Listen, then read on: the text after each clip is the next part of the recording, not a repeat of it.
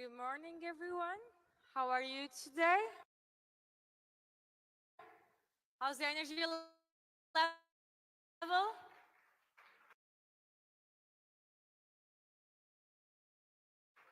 A lot of morning persons here, I'm hoping.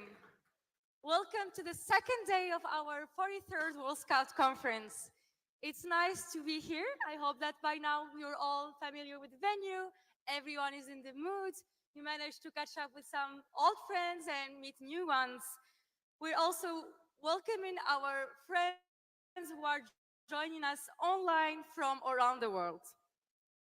So today is the second day of our World Scout Conference, and today we are discovering new frontiers. This is our theme for the day. We are diving into sessions that will expand our view beyond scouting and that are looking at broader trends and contexts from around the world that are shaping our new strategy. Get ready to be inspired by some amazing keynote speakers, both from within and outside the scouting community. They will be sharing powerful insights on today's trends and discussing the impacts and role scouting can play in the ever-evolving world.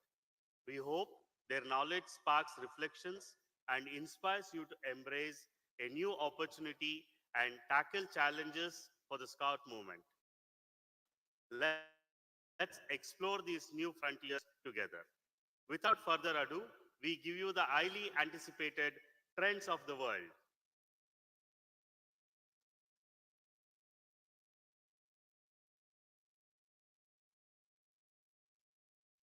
Imagine a peaceful world, a peaceful and inclusive world. Imagine a world where every young person feels safe, valued, and heard. Picture a place where our differences aren't just tolerated, but they are celebrated. A world where every child, regardless of their background, has the chance to strive and succeed. In this world, learning isn't confined to the classroom. It extends way beyond into understanding each other, building bridges, and fostering empathy. It's a world where no one is left. Every individual has the opportunity to support and the support they need to reach their full potential. Visualize this. A community where kindness and respect are not mere words, but foundational principles, where every voice, no matter how small, is heard and valued. This is the world we are working towards, a world where every person has a place and every contribution matters. A world where every young person can look to the future with hope and confidence. A world where their dreams are not hindered by fear or prejudice, but are encouraged and nurtured. This is the world we can create. This is the world we must create. This vision is not just a dream, ladies and gentlemen. It is a call to action. We have the power to make it a reality by embracing and promoting these values in our own lives. We help build a future where all young people can achieve their dreams and feel empowered. Let's commit to this vision today. Let's foster a world of empathy, respect, and understanding, where every young person can flourish.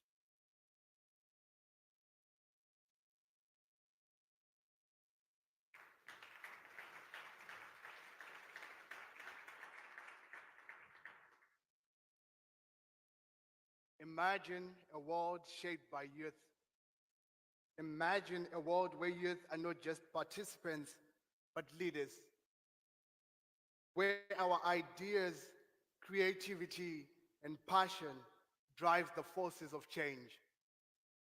Picture a future where young people stand at the forefront of progress, shaping the world that reflects their innovation, spirit, and boundless energy. In this world, learning is just more than memorizing facts. It becomes a dynamic journey of exploration, innovation, and problem solving. Education isn't about just fitting into a mold. It is about breaking it, pushing boundaries, and addressing real-world challenges. Every young person is empowered to make a difference, to create, and to lead with a purpose.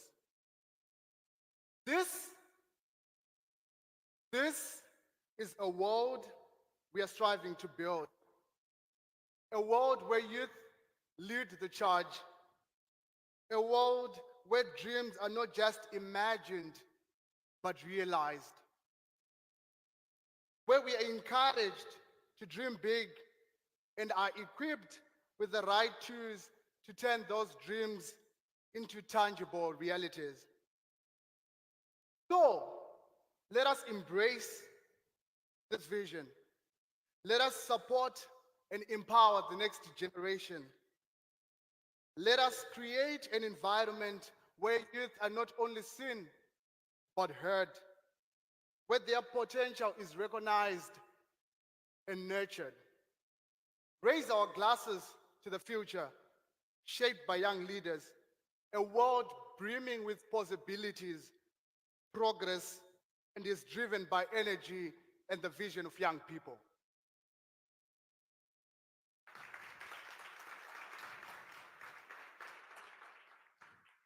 Imagine a sustainable world. Imagine a world where every young person is not only aware of, but equipped to tackle the environmental challenges we face. Picture a future where sustainability is woven into the very fabric of our daily lives, guiding every decision and action. In this vision, learning transcends traditional education. It becomes about understanding our impact on the environment and discovering innovative solutions to preserve it. We foster a deep sense of responsibility and stewardship in every young person, empowering them to act as guardians of our planet. This is the world we are committed to building, a world where we live in harmony with nature, taking bold and decisive actions to ensure a healthy, sustainable planet for future generations. It's a world where sustainability is not an afterthought, but the heartbeat of everything we do. So let us champion this cause. Let us inspire and equip our youth to lead the way in environmental stewardship. Let's work together to create a sustainable future where every action contributes to the well-being of our planet. Imagine the sustainable world where every young person is a catalyst for change, where our collective efforts ensure a thriving Earth for generations to come. Together, let's turn this vision into a reality. Thank you.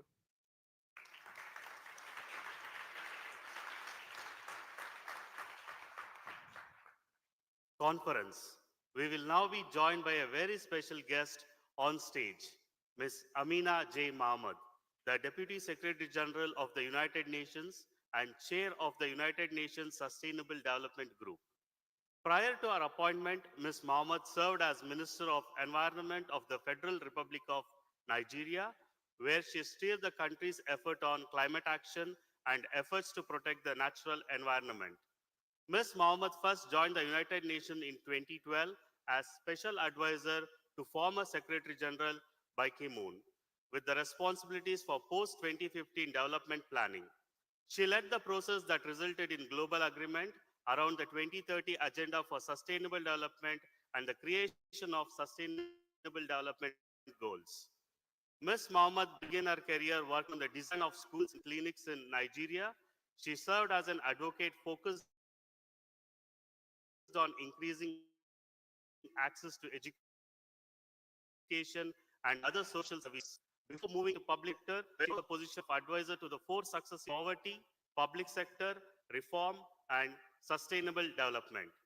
Ms. Mahmood has been confirmed several honorary doctorates and has served as an adjunct professor, lecturing on international development, the recipient of various global awards Ms. Mohammed has served on numerous international advisory boards and panels. She is a mother of 6 children and has 4 grandchildren. Thank you. Please welcome the Deputy Secretary General of United Nations and Chair of the United Nations Sustainable Development Group, Amina J. Mohammed, for her address. Thank you, thank you, thank you. Thank you. Thank you so much. And the biggest, I think, what have I succeeded in life most is the 6 children and the 4 grandchildren. So that's it. Thank you. Excellencies, distinguished guests, scouts, good morning. It's a really big pleasure for me to be here to deliver a keynote at such an important session on the trends of the world, and there are certainly many of those.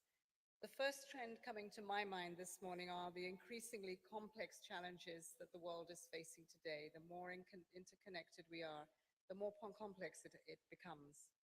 There are certainly more conflicts at any time since World War II, and our planet is suffering with the deadly effects of climate change, and all of these man-made. And I often, at this point, like to underscore the man, because they were in decision-making roles, and if we had women, we wouldn't have such bad climate change. So more women in the mix.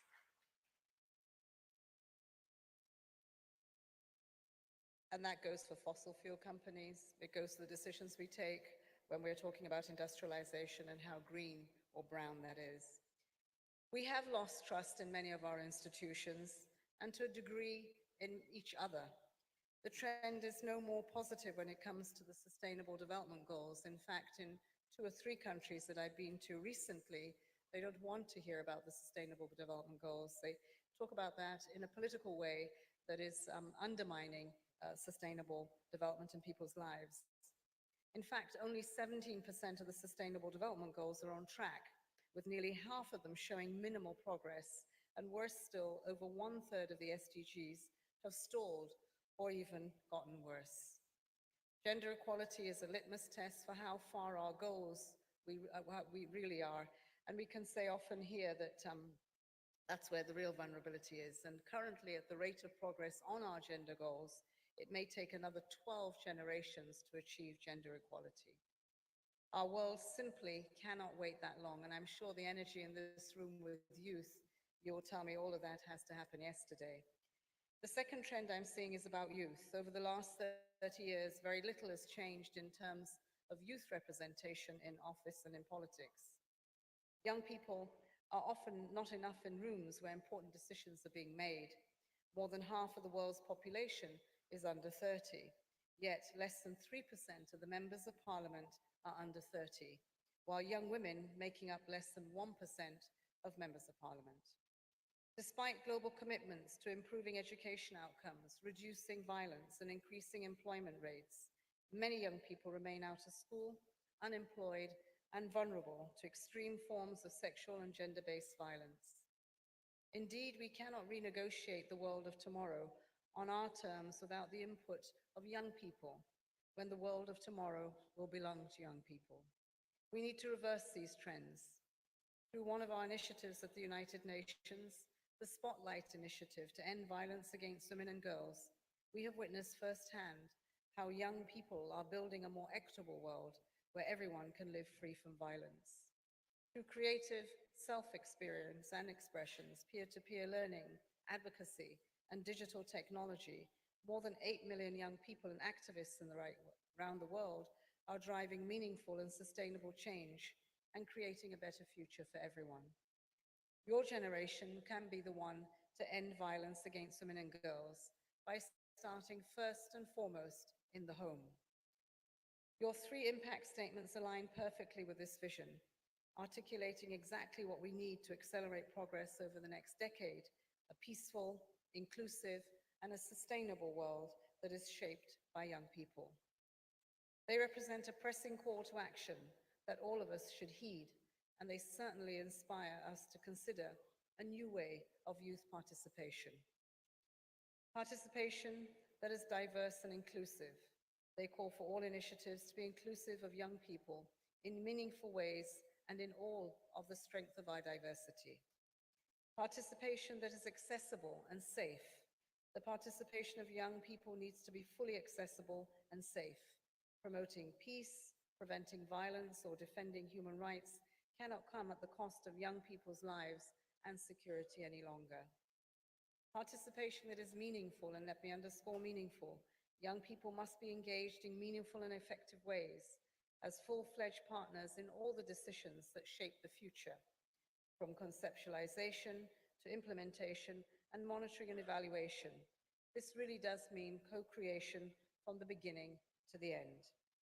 These impact statements are an excellent pathway forward, but they also need a mindset shift. It's time to let go of our social and cultural beliefs that portray young people as inexperienced, indecisive. You, as Scouts, are the perfect example of young change makers leading efforts to combat the world's most pressing challenges. The World Organization of Scout Movements is one of the most important youth movements in the world. You put youth empowerment at the center. You encourage global solidarity in the face of our greatest challenges. You work hard for your communities for the 2023 Agenda and the Sustainable Development Goals. Above all, you are the flag bearers for the timeless values of responsibility, diversity, being a force for positive change in the world. And more than ever, we need structures and platforms like the Scouts movements to actively advocate for a world in which human rights of every young person are realized, a world that ensures every young person is empowered to achieve their full potential, a world that recognizes young people's agency, resilience, and positive contributions as agents of change. Young people are often the minds behind the greatest out-of-the-box thinking, and we need those ideas and innovations to help restore faith in our institutions. The upcoming Summit of the Future in New York is an important opportunity to mend eroded trust and reform multilateralism. I was deeply inspired by the 2024 United Nations Civil Society Conference in support of the Summit of the Future that gathered in May in Nairobi, where many excellent ideas were on display. Almost half of them, of more than the 2,100 participants, were under the age of 34. Young people spoke, and the message was unmistakable. The youth of today are contributing, are deeply interested, and must have a say in the future that we're shaping. So now is the time to listen. We have many challenges. We're in Africa today, and yet we see less and less participation in our decision-making. We see more burdens and suffering in conflict. We see unconstitutional changes of government that are popular, and popular by whom? By youth. And we should ask ourselves what went wrong with democracy. Perhaps not the values, but the models. And we need to question the orthodoxy of everything that has happened before. Because if we're to make the changes in the world that we need today, it is to have the courage of our conviction. It is to find the leadership and the representation, the movement, and to find the struggle in this together as we move forward. Yesterday, I talked about Palestine. Today, we are in Africa, and we're talking about Sudan, the Sahel, South Africa, and Central Africa, the youth protests and the youth social unrest that we see in Kenya. All of these are reactions to a system that is no longer working. And systems have to evolve. They have to be fit for purpose, fit for the days that we're representing. And so I look very much forward to the intergenerational conversation that we will have today on the trends of the world, finding solutions together so that we can meet those aspirations and the rights of everyone, leaving absolutely no one behind. Thank you.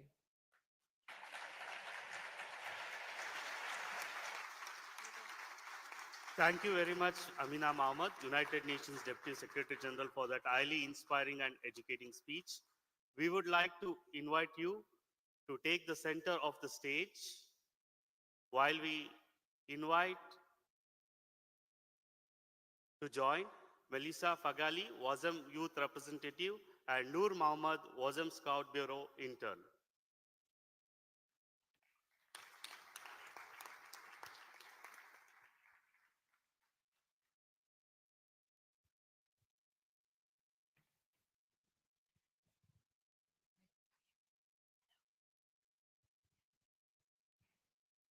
Good morning, ladies and gentlemen. It is such an honor to have you Amina Mohammed with us on the stage. And I'm pretty sure a lot of people have a lot of questions to ask you. But let me just start by mentioning something you mentioned yesterday, which is how we are a united nations for present and future generations. You also spoke about intergenerational cooperation. So I have to ask, intergenerational cooperation is often celebrated, but unfortunately, power imbalances still persist. How can we ensure that the wisdom of the older generations doesn't overshadow the innovative ideas of the youth, particularly in movements like Scouting? Thank you. No pressure. Thank you very much. It's great to see two young women here. I think we have to pay more than lip service to intergenerational conversations. And what's important is that what are we actually going to talk about? And how is that conversation, first of all, respecting everyone's opinion, hearing sometimes what we might not like to hear from one generation to another. So speaking with each other and not past each other is going to be, I think, one of the first parameters. The second, what are the issues and how are we going to take them forward? Come with a solution-oriented mind. For me, I will have the experiences that you've not yet lived, and you will, and I have that to bring to the table, but you also have a vision of the future and what it is that you want. And I think bringing the two together, we'll go further. And so it's that mindset that we bring to that conversation, that we are listening, that we're trying to find the solutions together, that the energy that one needs, we take from young people, but the sure steps that we have to take so that we don't trip. And even if we do, it's okay, we can get up and we keep walking in the right direction. But the authenticity of an intergenerational conversation has to come from the issues, has to come from representation, has to come from what we really want to achieve out of it beyond just the conversation. Perfect. Thank you so much. Right. So my question to you is, with AI being one of the newest trends in the world, do you believe that accelerated developments in machine learning have the possibility to empower the education of young people? And then do you perceive there to be a potential risk of integration of artificial intelligence in educational institution, potentially rendering the young people's intelligence artificial? Great question. Okay, well, I don't understand most of the artificial intelligence. I think I'm not my generation, but we're trying to understand it. And I think this is where these conversations are important.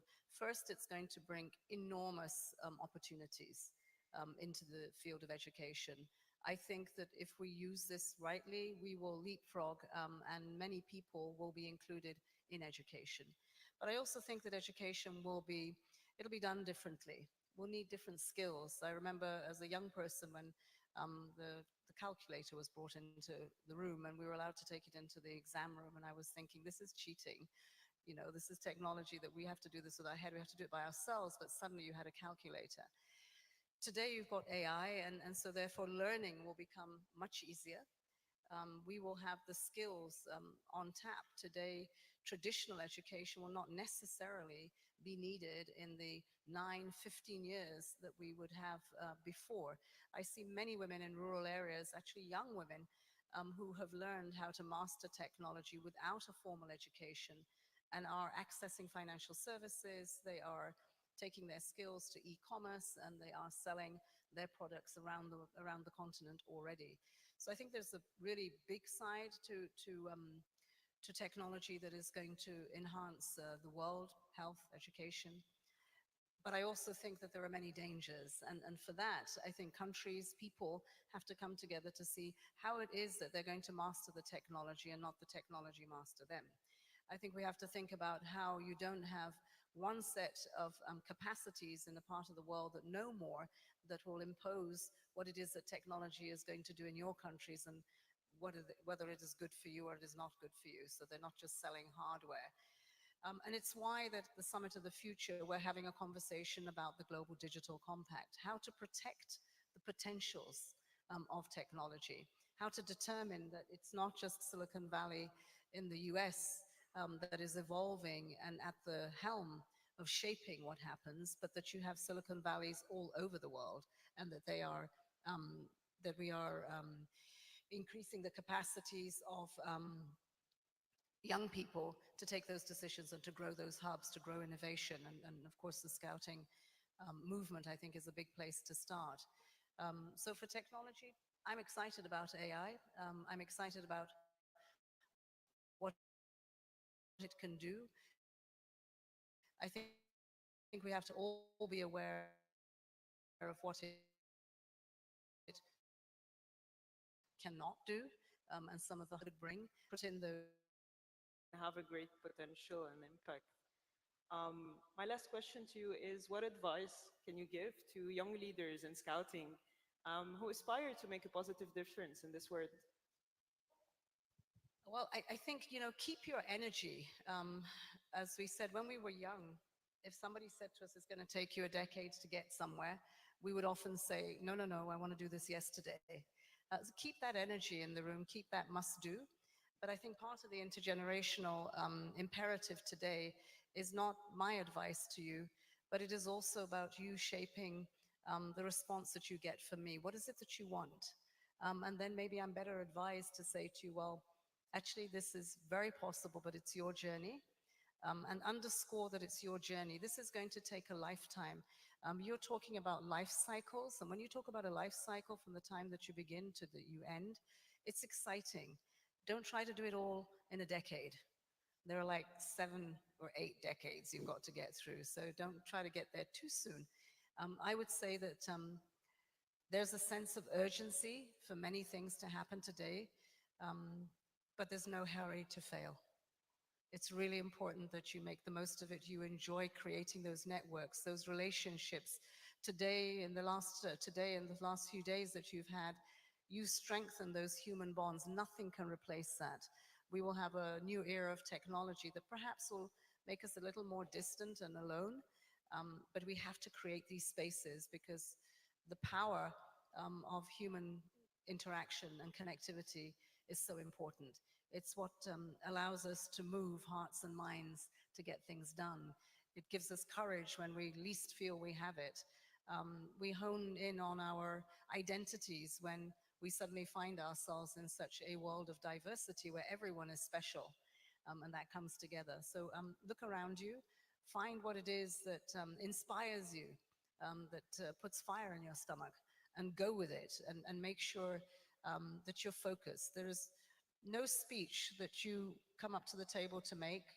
If it's your experience, no one can take it away from you. If it's your knowledge, no one can take it away from you. You don't need the talking points, you don't need the cards. So be very much about the courages of your conviction, your identity, and the pathway that you want to take, and take people with you.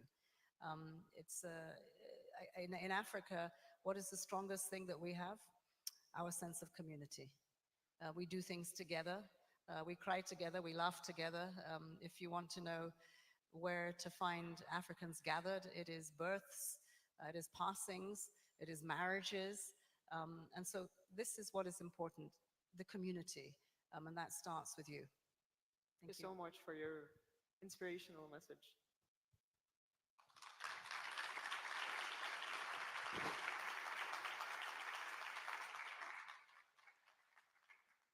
Well, there we have it. And if there's anything that we can take away from this discussion, and I know you guys would wish that there was more, is that scouting is exactly the place to build more, to find the inspiration, the cooperation, and way more. Scouting presents a huge potential, and I wish that listening to Amina Mohammed, we can have the inspiration and more, and the motivation to do more and to create a better world. Thank you so much, Amina Mohammed. Thank you. Thank you very much, everyone. Thank you. Thank you.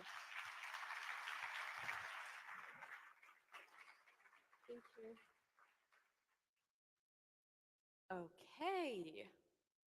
And now, for our next segment, I would just like to ask our volunteers if they can bring more chairs, because this next segment is very important and it involves very, very inspirational and big names. So just wait for a few seconds.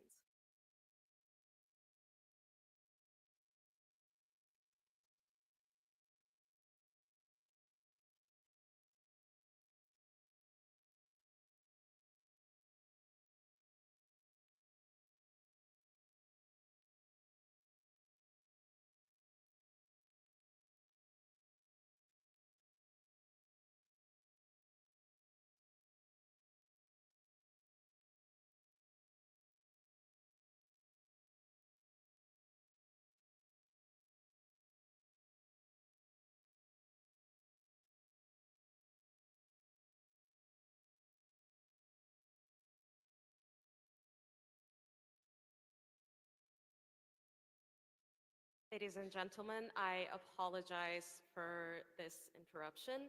I will get off the stage and I will come back. Sorry.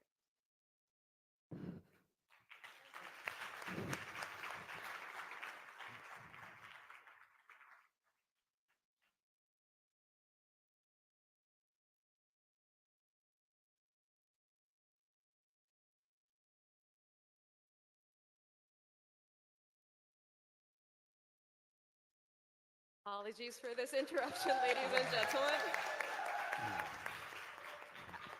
Sorry, this happens. So, after this enlightening conversation, we are now honored to welcome our panel of esteemed guests and partners for a discussion about the trends of the world. Joining Melissa and me, please welcome to the 43rd World Scout Conference stage, her esteemed Highness Rani Al-Mashat, Minister of Planning, Economic Development, and International Cooperation of the Arab Republic of Egypt.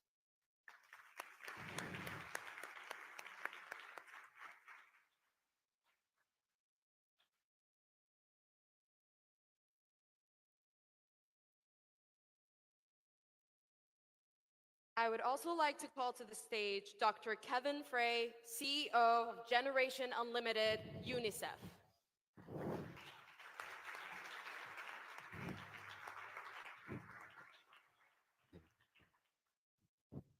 I would also like to call Carlos Sanve, Secretary General of World YMCA.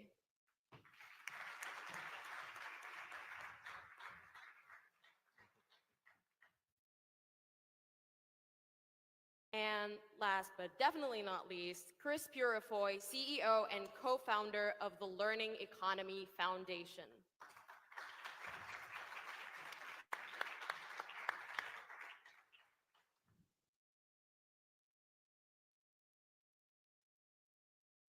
So, welcome everyone. I'm so excited to have this conversation with you. And I would like to start with Her Excellency Rani Al-Mashat.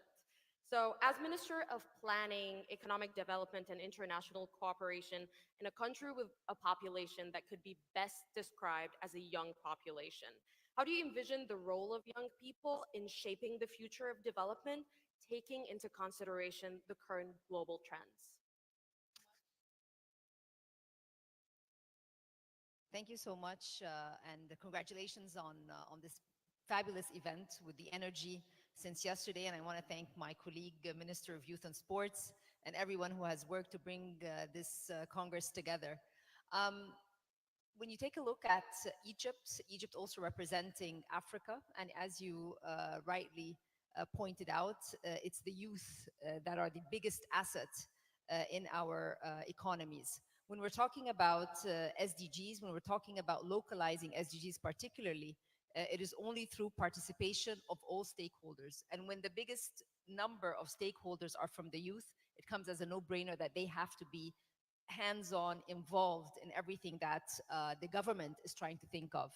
In our case, in Egypt, we take the journey towards 2030 very seriously.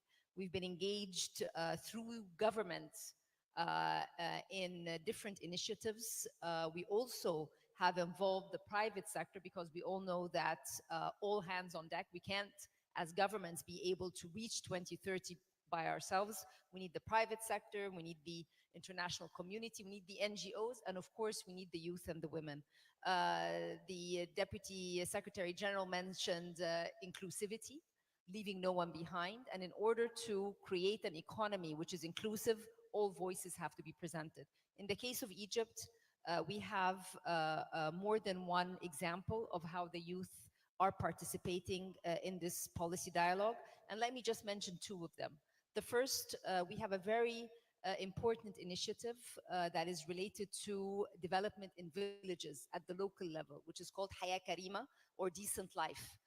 We have more than 3 million volunteers from youth working in these villages along with the government in order to try and make sure that the different services reach the villages and reach those in the villages. So this is one key example of where the youth are actually participating into this quest and journey towards localizing development. The other very important initiative, and I know that Kevin is going to talk about this, is Generation Unlimited. We have an Egyptian chapter of that, Shabab Balad, and also with my colleague, Minister of Youth, and other ministers who are playing an important role. We have a steering committee. The UNRC, Ms. Elena, is with me as a co-chair, but this is a very important example of youth participation within the policy dialogue. The youth are with us on the board as well. Private sector is there. So this is a very important mechanism through which their demands when it comes to training, when it comes to different, we talked about technology, how all of that is integrated in their journey as well when it comes to effective participation. So these are just two examples of where youth are coming in the development equation for Egypt. But there's so much that we're doing in planning economic development. I know that this conference is about change. When you talk about change and agility, when you're planning for the future as a government, you have to take these principles into account. We are in an economy today globally which is prone to so many crises. So unless everybody's concern is taken on board, it's going to be very, very difficult to move ahead. And when we talk about youth, it's not just youth in this country, but it's youth everywhere, because it is, conferences and associations such as this, where there is so much peer learning and also cross-fertilization. So there's plenty that one can think of, whether it's planning, economic development, and of course, the common denominator of all of this is international cooperation. Without international cooperation, we just had a closed session with the DSG. International cooperation comes at the heart of how we will be able to leapfrog and actually accelerate our journey towards 2030. Thank you very much. Thank you very much. And I think it really rings true that young people are a growing stakeholder, and a stakeholder that needs to be taken into account in spaces like international cooperation. But scoping out a little bit, the UN estimates that there will be 9.7 billion people living on the planet by 2050. So, Carlos Sanve, this implies a change in our demographic trend with an aging population, an evolution of immigration trends and diversity. How can this impact the future of youth organizations like Scouting and, of course, the YMCA? Thank you, Noor. Thank you so much. It's a pleasure to be here. Greetings from your brothers and sisters and community members of YMCA. I'm also here representing our colleague of the Big Six. With the Scouts, we work together for what we call the global youth mobilization. In the last 3 years, we mobilized together about 17 million. Ahmad talked about that yesterday, to give the money on the hand of young people to develop the solution. So I'm very grateful to be here and to share this with you. Deputy Secretary General, thank you very much for your insight, and we like to congratulate the UN for also appointing the Assistant General Secretary for the Youth, and we are so happy that the UN moved to that level.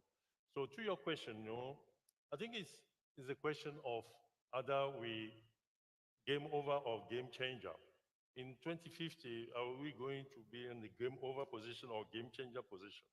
So there's three things I will develop to answer to that. The first is about workforce and demography. 9.7 billion by 2050.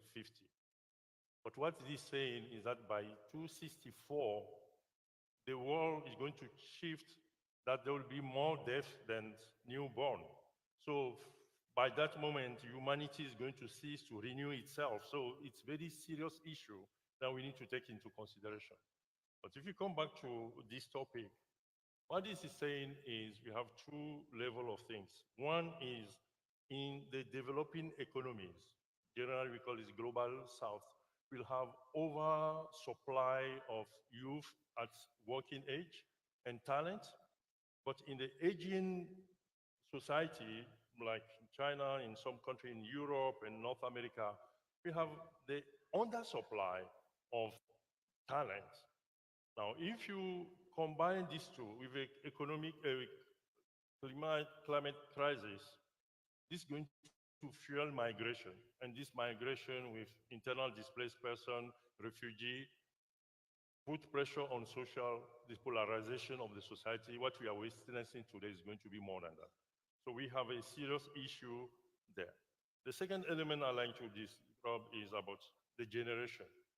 We all know, and Deputy Secretary General talked about what is happening in Kenya with the Gen Z, and in many places of the world. This current generation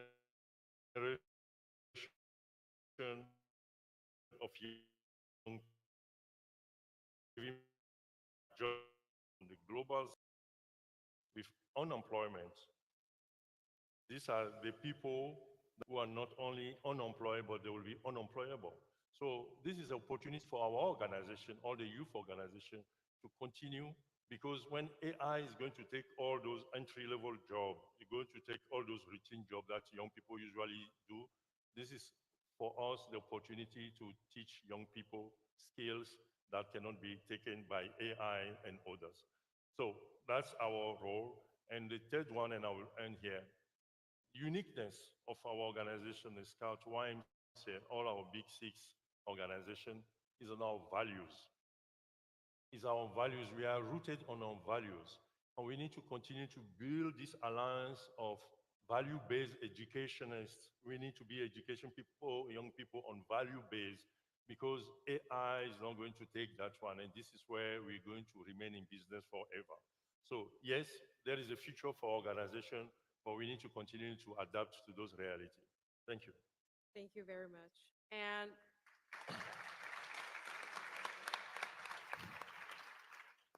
I think you spoke extensively about an AI takeover or a digital takeover.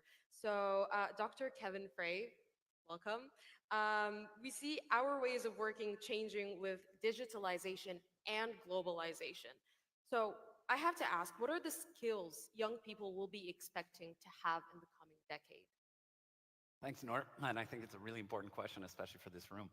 Just before I start, though, I do want to thank our host, the government in Egypt here, and the amazing two ministers, Minister of Youth and Sports and Minister Rania, who have been leading Shabab Balad here, a public-private youth partnership for young people focused on exactly what you were talking about, skilling young people and connecting them to opportunities for livelihoods and social impact.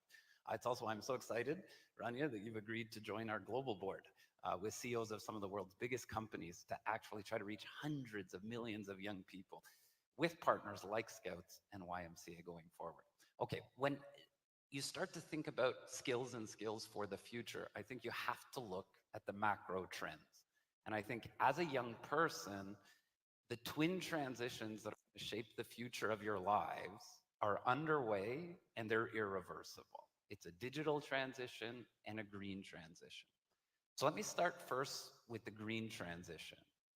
The ILO projects that in the next 10 years, 80 million brown jobs, 80 million quote unquote brown jobs will go away. But the good news is 90 million green jobs will be created. That's a net production of 10 million new jobs. And who are uniquely positioned to take these green jobs? Young people. So, and I hope you'll allow me, I'm Canadian, so I need to tell an ice hockey story here. I hope there's a Canadian somewhere in here. But yes, Canada, all right. So the greatest ice hockey player of all time is somebody called Wayne Gretzky. He set all the records. And someone asked him once why he was so great, because physically he shouldn't have even been in the league, let alone been the greatest. And he had a really, really simple answer. He looked at the interviewer and he said, well, I skate to where the puck is going, not to where the puck is. And I think as young people in this room, as you think about where the puck, where the ball is going, it's green. The future is green. And you're uniquely positioned to take advantage of those jobs going forward. Secondly is digital.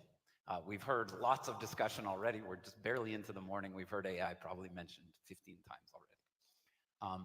As we look to the future of work, and we have private sector leaders, CEOs of some of the world's biggest companies working on this with us, there is no question that the future of work is tech-enabled. And everybody likes to think, oh, that means Silicon Valley. Everybody needs to be a coder or a digital entrepreneur. That's not the case. Everything, we're going all the way to smallhold farmers in Africa.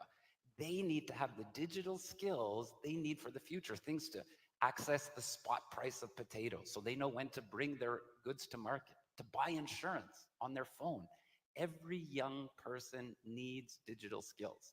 But now the big bomb, the AI bomb. So what does this mean? Jobs going away. Oh my God, what's in the future? How do I know how to navigate this future of AI? So we've done a lot of thinking about this. At the UN General Assembly, we'll release a big paper. 60 organizations, private sector, UN have all fed into this. And while there is some doom and gloom that jobs will go away, in fact, young people are uniquely positioned going forward to take advantage of the AI revolution. And again, it's irreversible. You will be the digital AI natives. Us old folks on stage are never going to figure out how to use AI to do jobs in 1 or 2 minutes that took us literally weeks. So at this moment in time, this is a huge productivity and efficiency driver. And if you can skill up quickly on AI right now, you will be the labor force of the future. So I think AI for young people is an extraordinary opportunity. The third set of skills that I want to mention, and then I'll wrap, is uniquely human skills. We heard the Deputy Secretary General talk about it. Noor, we heard you talk about empathy. There are skills that AI are not going to replace. Innovation, creativity, leadership, collaboration, communication. Invest deeply in developing your uniquely human skills, and specifically empathy. Think about community health workers, teachers. In an AI world, we're all going to want more human connectivity. So deeply, deeply invest in your uniquely human skills. And the final skill that I want to mention is entrepreneurial skills. And I'll finish with a quick story. So I was in a classroom in India. I got put on the spot in rural India with a bunch of 15-year-olds. And they said, Kevin, would you like to ask the young lady at the front of the class a question? And I was totally unprepared. I did what every horrible old person does. And I said, what do you want to be when you grow up? Like, what a horrible question. It was the only thing that came to my mind. But her answer, I'll never, ever forget. And she said to me, I don't want to be a job seeker. I want to be a job creator. I want to be an entrepreneur. There are opportunities in the future for young people, not just to try to find employment, but to create new companies, digital companies, green companies that are creating livelihoods for themselves, jobs for their communities, and building their national economies. So I would encourage everybody here to invest in entrepreneurial skills for the future. Thanks, Noor.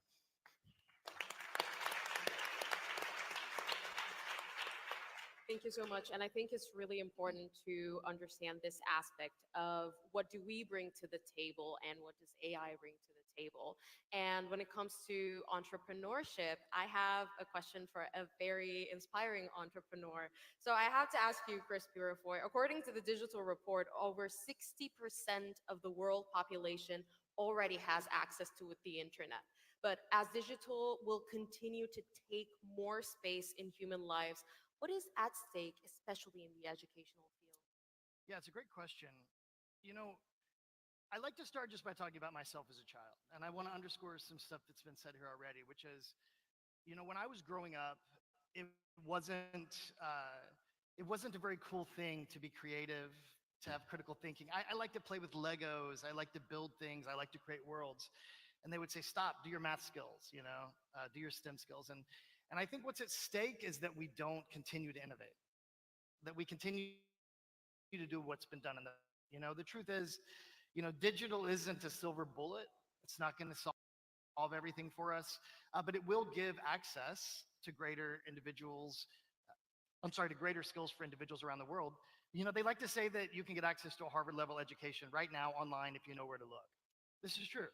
You know, and the more that we start to verify those skills and start to understand that when people earn skills that they are a currency for their future, the better the world's going to be.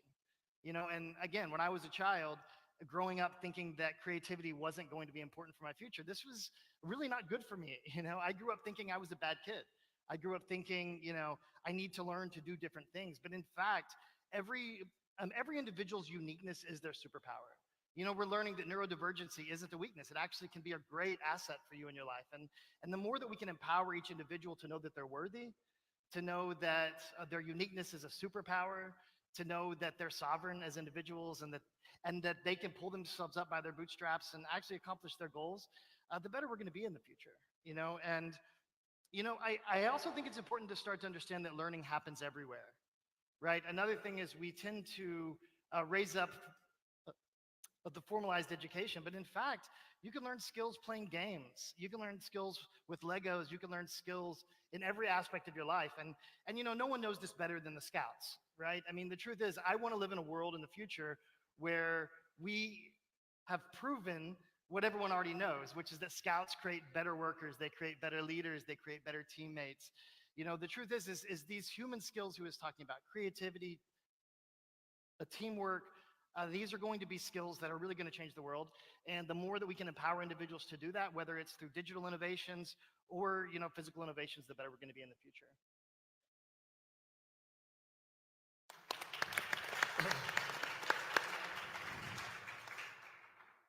Thank you so much. And last but not least, we have Melissa Ferrelli, and she's our WISM Global Youth Representative in the Gender Patrol. So I want to ask you, already more than half of the world's population lives in urban areas, and the forecasts say that this will continue to rise. Now, what are the consequences of this evolution on the younger generation and on our lifestyle? So we've spoken about education, we've spoken about digitalization, entrepreneurship, and how can youth organization play a vital role in equipping young people to navigate and address these challenges that arise from this urban revolution? Thank you, Noor, for the question. So I think urbanization is a global trend, but what does that really mean for us, the youth that are going through this transformation? So let's just take a moment to think about something that we experience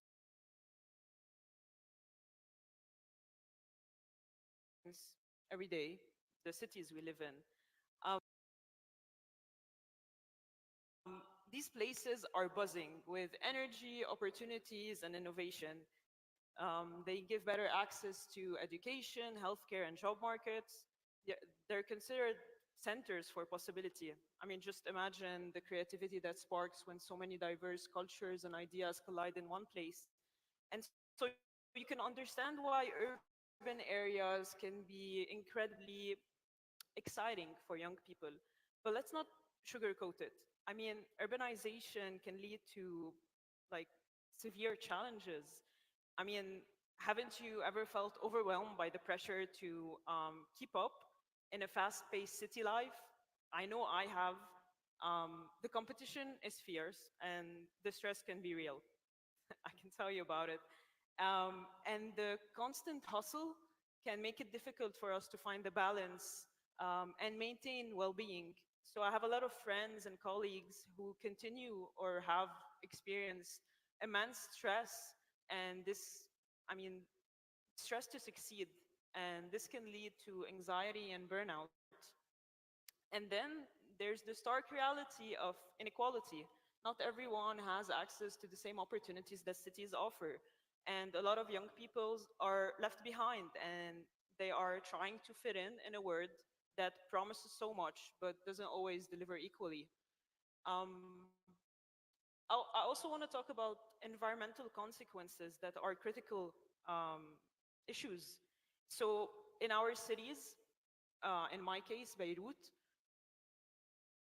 they're often polluted and overcrowded, and they lack the green spaces that are essential for our well-being. So growing up, we didn't really have a lot of open areas that we can just escape to. And so the places that are supposed to give us a better life often feel suffocating for us. And yeah, I think that these circumstances don't really just affect our physical health, but also they shape the way we live. So imagine every day walking in a congested, polluted city, and this will definitely create a sense of disconnection from nature, and we just feel stuck in a cycle of stress, and we feel far away from the life that we genuinely seek to have, the lifestyle that we genuinely seek to have. And finally, I want to talk about culture. So urbanization really has an effect on our culture, and it sometimes, sometimes you lose our identity.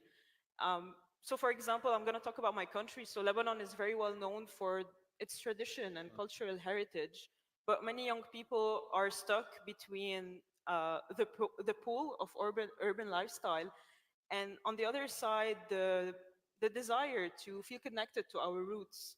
And so we're stuck in a way where we feel culturally disoriented.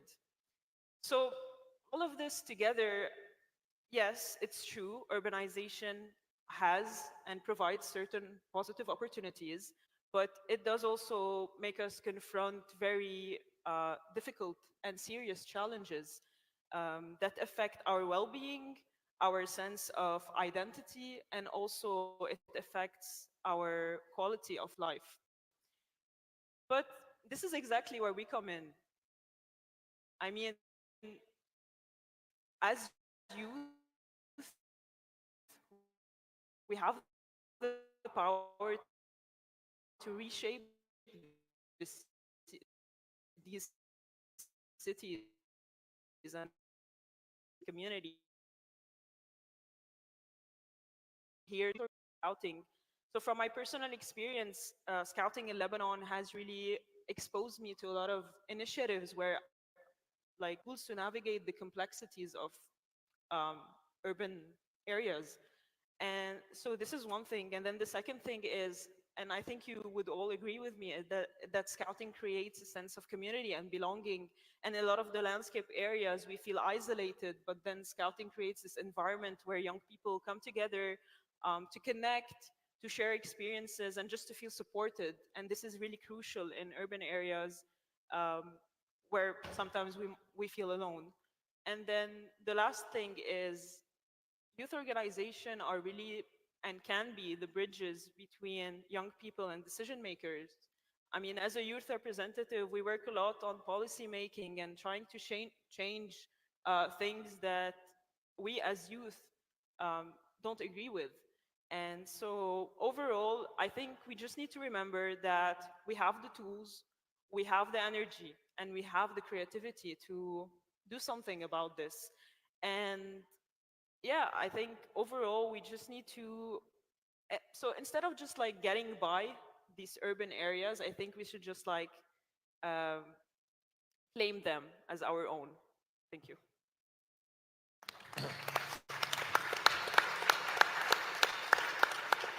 Thank you so much, Melissa. And I think when we speak about urban areas, almost every time it is followed by talking about climate change and climate concerns.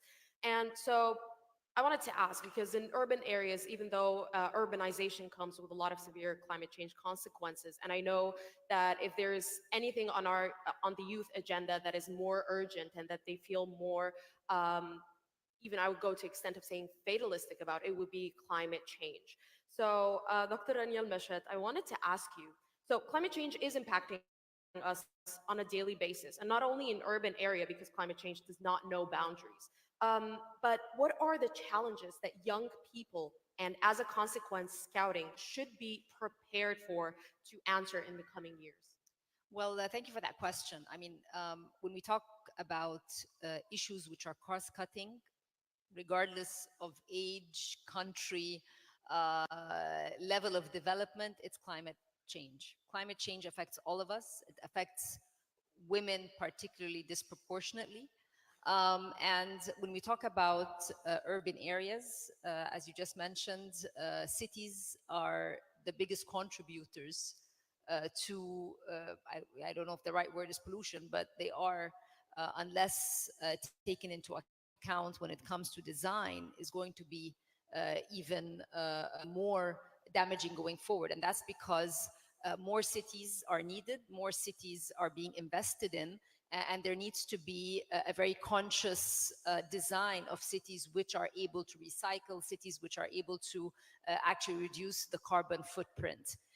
Egypt hosted COP27 in 22, and we're hosting the International conference for with UN Habitat in November 2024. So this is coming up, where we're going to be talking exactly about cities and about how, whether it's the governments that are designing or creating enabling environments for the private sector to come in to actually create smarter cities, cleaner cities, is going to be very top on the agenda.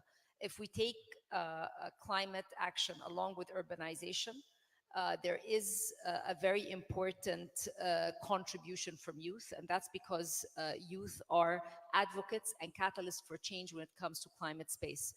In our case, during COP27, we had also with the colleagues from the UN, a competition, Climate Tech Run, where we were looking at solutions for adaptation and mitigation. We also have another very important initiative with the ministry, which is the Green Projects. This is an initiative led by or under the auspices of the president, and it's really to encourage solutions in different governorates, including the big cities such as Cairo and Giza, where there are solutions to green the surroundings in cities. So all of these are important because they shed light as a young entrant into a company or into a job or contributing with respect, regardless of the activity, you will have consciously thought about how to, if not green, but at least avoid some of the repercussions of big cities. So it's a very true challenge. It's a global challenge, and that's why, similar to COP27 or COP28, COP29, which is going to come up, also the UN Habitat and the Urban Conference, which is coming up in 2024, are going to be very, very important examples where we pull all these challenges out and try to see collectively together how we will be able to solve those, or at least put some pointers in that direction. Thank you. Thank you very much. Well, thank you so much for being here with us today. Our time, unfortunately, was short, but we definitely all have learned from this very fruitful panel discussion. So give them once again a round of applause, and back to the conference chairpersons.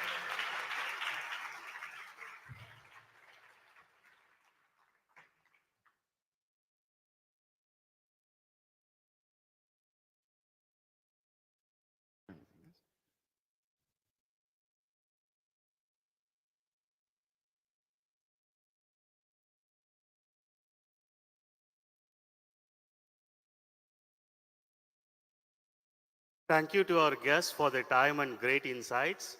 We hope that you all have gained a better understanding of how these mega trends of the world provide a comprehensive framework for the complex dynamics shaping our future and therefore our strategic development process for the future of Scouting. We also want to thank all of you who energetically participated in this session, and we are looking forward to hearing from you again at the next session, where we are talking about the next strategy for Scouting. But before that, let's take a look at the recap of our first day at the 43rd World Scout Conference. While our team of volunteers are still setting up for the video, we will now proceed to the next session.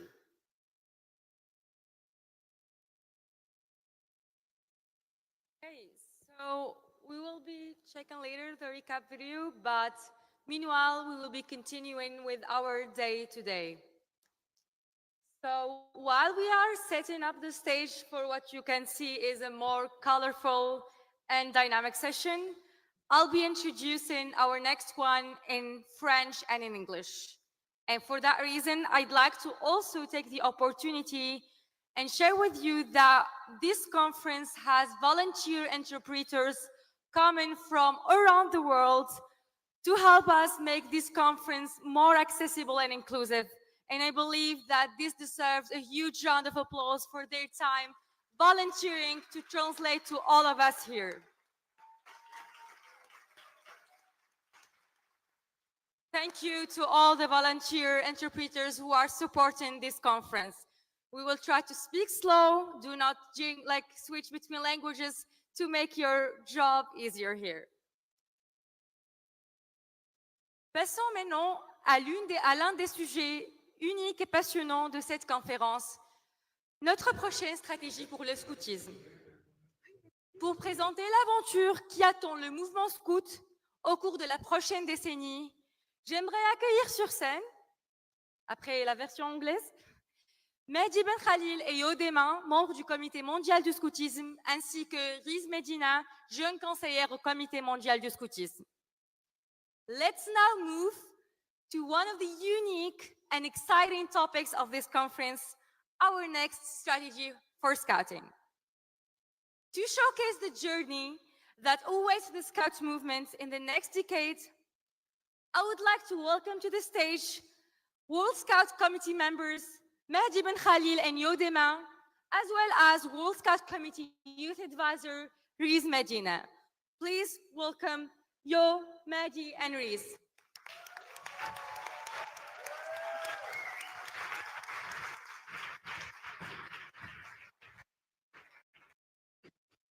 Thank you, Madam Chair. How great to be with all of you today. We are really looking forward to introducing the next strategy for scouting. Before we do that, we would like to share why we are so excited and talk to you about the journey that we took with scouts from all around the world to develop this new strategy. Yo, do you want to share why we are so thrilled about this new strategy? Sure. Hi, everybody. So we believe it's an incredibly exciting time to be a scout.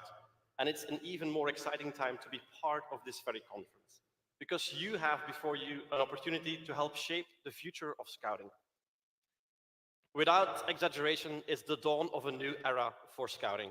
With a new vision and the next strategy for scouting, we set the direction of travel for a movement of 57 million children and young people across 176 NSOs.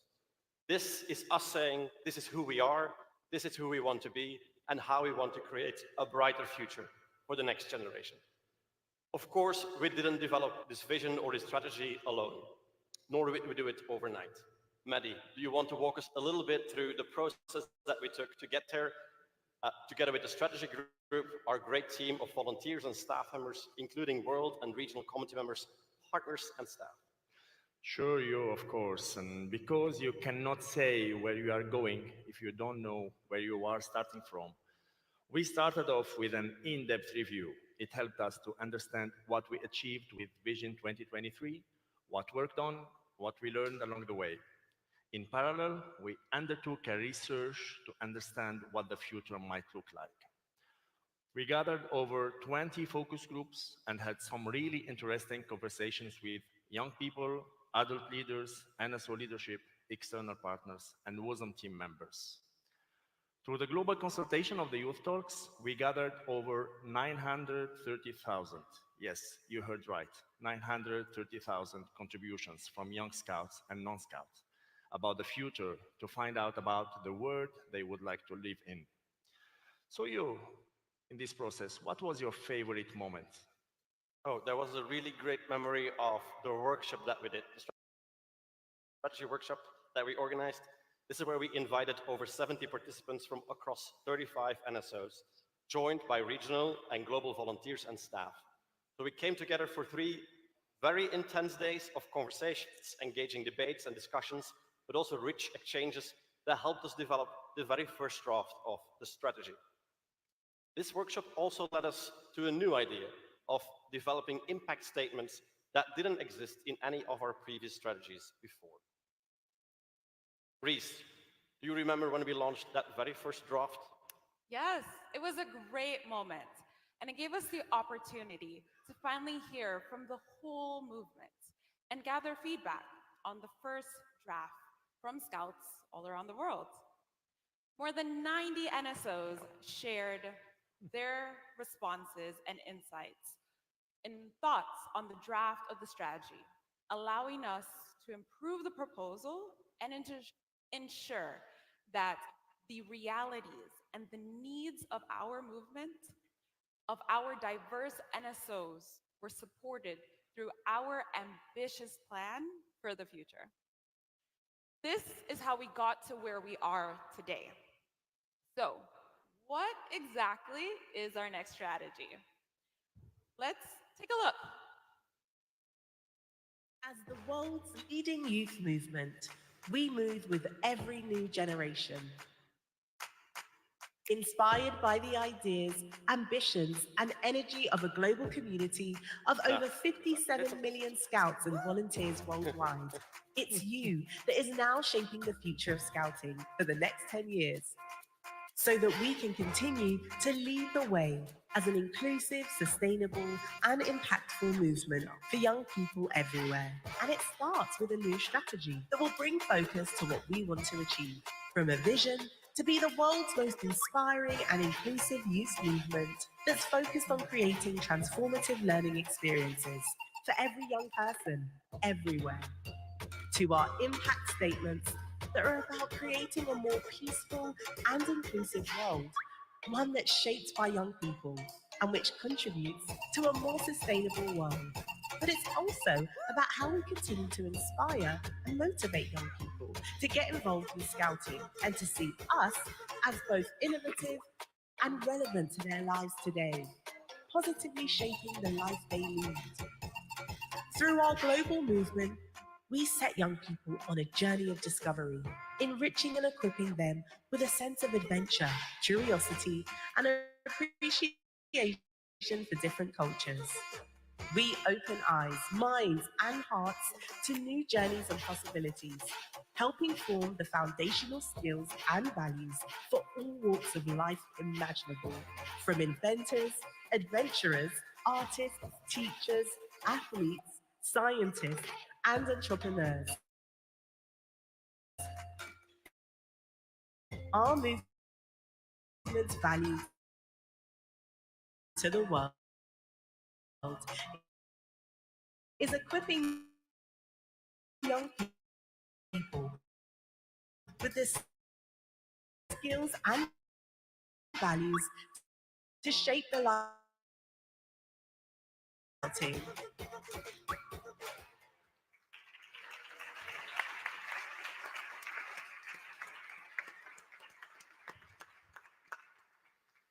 I think this video represents really the spirit of our next strategy. Risa, Maddie, what do you say if we do what Scouts do best and we roll up our sleeves and actually try to build this strategy and make this video into reality right here in Cairo? Because I think I actually spotted some building blocks that look suspiciously like our strategy here across the stage. Maddie. You are right. Look over there. I see a strategic priority for the movement, and here an impact statement. You know, when we think about it, our strategy is like a house we build for the future, one that is like an upgrade from the current home that scouting is for so many people around the world. It has its foundations, which are the elements we want to work on in our organization. Do you see any strategic priority for the organization? I think I actually do. So I think the very first one I can see is a fit-for-purpose organization. And I think I can spot it right over there. This is all about championing transparency and about being accountable, efficient, and improving our governance structures in the coming years. It's also about becoming more financially sustainable. That allows us or helps us to expand the movement and reach a growing number of local communities worldwide and strengthen our commitment to youth leadership. But this is our very first building block. Reese, what do you think is next?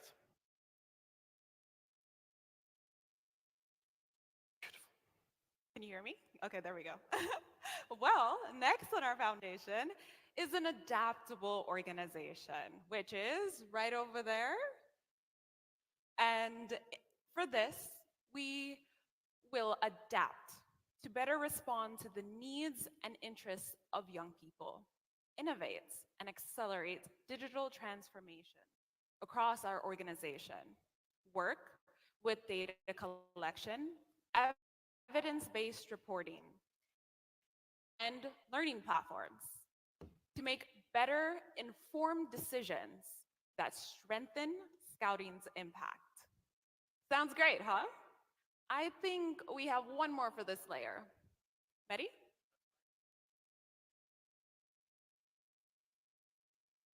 That's right, Reese. I can see an influential organization from here. This priority speaks to our ambition to be a united, vocal, and relevant actor that positions Scouting as a safe, impactful, and trusted organization.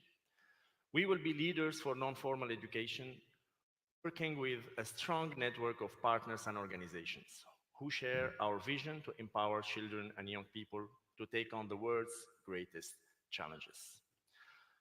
Okay, so now that we have our foundation for the future of our organization, let's think about the future for our movements. I think the very first thing we need here is our core business, education. So our first building block is education, which is right over there. Here we want to continue to inspire children and young people and respond to their needs and interests. We want to focus on competency-based learning experiences and innovate our educational programs, strengthen our Scout method through digital and real-world solutions, embrace our diversity, and ensure that Scouting is accessible, rewarding, and most of all, fun and engaging. That sounds inspiring for education. I see strength in diversity and inclusion over there. We want our membership to reflect the diverse societies that we serve and broaden our reach into new communities. We will actively remove barriers, imagine the Scout program, engage more diverse volunteers, and reshape our organization. Thank you. So we can provide every young person with the opportunity to join Scouting. Wow, I'm loving this. Look at that one. Guarantee safeguarding and well-being. Thanks to this area, young people feel free and confident to be themselves. Scouting provides a safe environment for adventure. Children, young people, and adults in Scouting are healthy, protected, and supported to grow. Scouting adopts a zero-tolerance mindset to prevent harmful situations. Safeguarding and well-being are essential elements to achieving Scouting missions. Incredible. We have number 3 there. There is one more strategic priority for the movement, and it's a key one. You want to give me a drum roll, please? Very good. Good reactions. It's value volunteering. Here, we really want to work on actively recruiting, developing, and retaining more and more diverse volunteers to deliver a safe and, above all, high-quality program for our young people. Creating meaningful and rewarding experiences, we will create more flexible opportunities to allow volunteers to develop new competences across the years. That is a strong foundation for our movement and for our organizations. So now, let's think about the world we want to live in. All these priorities allow Scouts to make a positive difference in their communities as we work towards creating a better world. To capture this, our strategy looks into the world we want to see for the future. That is where our next floor comes into the picture for our house. So let's check out the impact statements. Betty, I think you spotted one there? Indeed, Reese, I do. It is a peaceful and inclusive world. We want to eliminate discrimination and to ensure safe and equal opportunities for everyone. This is very important so that we can create a peaceful and inclusive world. That sounds really inspiring to contribute to. Hugh, do you have another one? I do, Mehdi. And I saw one that I think you're all going to love. A world shaped by youth. I think it's over there. We want to see young people to become barrier breakers, bridge builders, decision makers, and above all, responsible, active citizens. Empower them with the core competences and values developed through Scouting.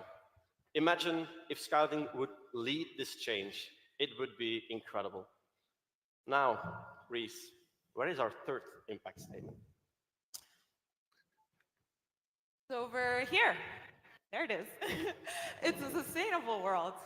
For the next decade, we'll more than ever before work to create a sustainable world by educating and empowering young people to adapt, mitigate, and take action on climate change. We will lead by example and advocate for environmental sustainability and climate resilience to create a positive impact locally and globally. Oh, this house is coming together really nice. Yeah. And now that we know what we want to achieve with this floor of impact statements and how we want to achieve it through the strategic priorities for our movement and the organization, it's time to put on a roof. The ultimate vision of our movement. Come on, guys.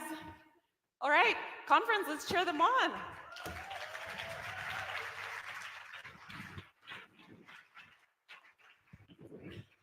Almost there.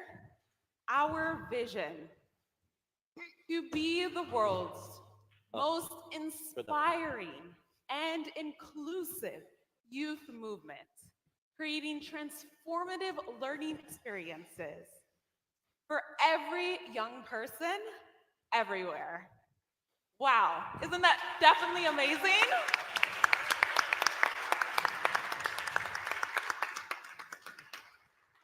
So many. How will we implement this? Yes, it is. Another innovation we are bringing to this new strategy is how we will work to successfully implement it. Let us introduce you to the WOSM planning framework, which consists of 3 key elements. First is the WOSM Planning and Coordination Group. This group of volunteers and staff from across the world and regions will help coordinate the planning process. They will ensure better strategic alignment across all levels and foster collaboration between regions and the global level, and ensure that there is a continuous support for regions and NSOs as they develop and implement their plans. Second is our library of objectives, we can see at the top. This is a set of shared outcome-focused objectives to be used for our triennial plans, both at world and at regional level, that can be adapted to reflect the regional context and realities. By having shared objectives, we can make sure that our efforts are aligned, yet adaptable, so that while each region or world level might approach these objectives in a different way, the outcomes we're working towards remain consistent. This new approach will help us to harness the collective power of our movement, driving towards common goals while representing and embracing our unique contexts. The last key element of the WOSM planning framework is the unified monitoring and evaluation system. This new system is designed to track world and regional progress towards the outcomes that we've set, provide valuable insights into what's working and where we may need to adjust our efforts. By using a shared monitoring and evaluation framework, we can measure the impacts of our actions consistently across the movement. This not only ensures accountability, but also helps us learn from our experiences and continuously improve our approach, making sure we stay on track to meet our strategic goals. This planning framework will ensure that while our efforts are united by a common vision, they are also adaptable to the diverse needs and opportunities present across our global movement.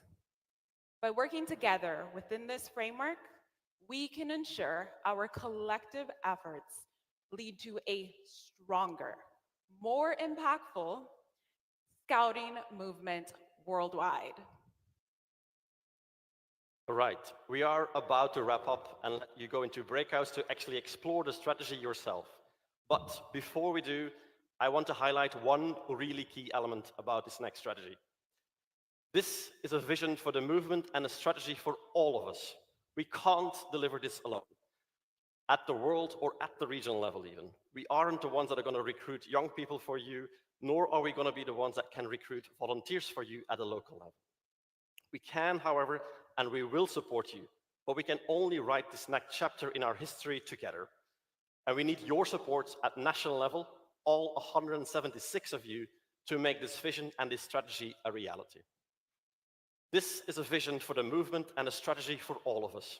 Make it yours, so that when you go back home after this conference to your NSOs, either here in the Arab region, in Africa, Asia Pacific, Inter-America, or Europe, you can do so with your shoulders straight and be proud to say that you are a scout and that you helped shape the future of our movement.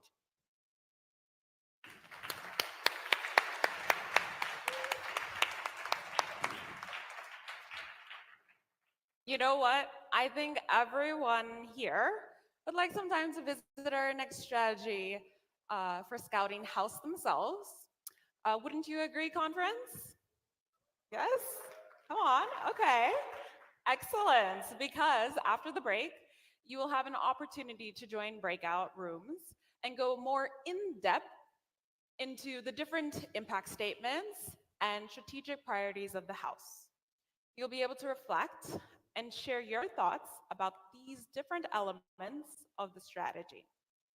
We invite you to join your group by language, based on the map you can see on the app or on the screen behind you, if it was on there, maybe, okay. There it is, perfect. And, well, behind me, actually, not behind you. Keep in mind that the same sessions are available virtually for our online participants. For online participants, go to the session of your choice on the app and join through the link. Be careful, there are limited spots.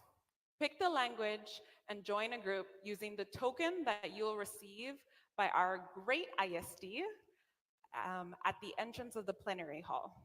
So you'll see them in a moment. Your facilitator will explain the details of your breakout session once you have joined. Don't forget to pick up your token and to find your group in the designated locations. To end, we would like to thank you for building our strategy for scouting house with us. Now, back to our chairs. Un grand merci pour Yo, Mehdi, et Reed. A huge thank you to Yo, Mehdi, and Reed for showcasing how we will be building this house. Quelle séance instructive. Conférence, profitez maintenant de la pause et de ces séances institutionnelles sur la prochaine stratégie pour le scoutisme. Nous vous retrouvons en salle plénière à 14 h.